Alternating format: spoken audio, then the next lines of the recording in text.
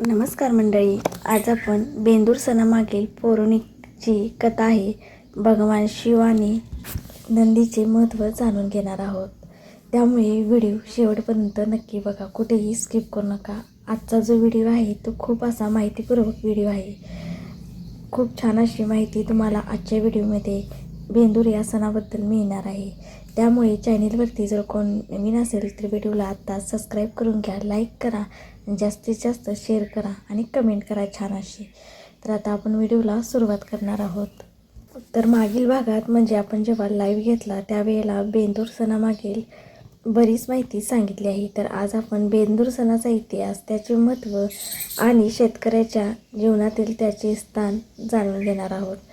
आपण या सणामागील धार्मिक आणि पौराणिक परंपरा समजून घेणार आहोत. भारतीय संस्कृतीमध्ये प्रत्येक सणामागे एखादा संदेश, श्रद्धा किंवा परंपरा दडलेली असते.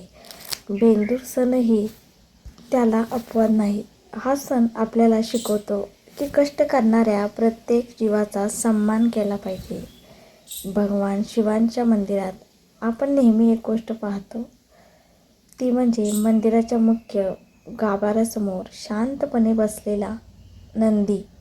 हा फक्त नंदी शिवाचे वाहन नाही, तर तो फक्त भक्ती, संयम, प्रामाणिकपणा आणि सेवाभावाचे प्रतीक आहे. पौराणिक कथेनुसार नंदी हा भगवान शिवांचा अत्यंत प्रिय गण आहे. तो नेहमी कैलास पर्वतावर भगवान शिवांच्या सेवेत असतो.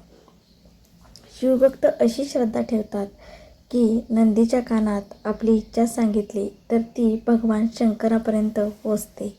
या श्रद्धेमुळे बैलाला केवळ जनावर म्हणून नव्हे तर नंदीचे रूप मानून त्यांची पूजा करण्याची परंपरा निर्माण झाली.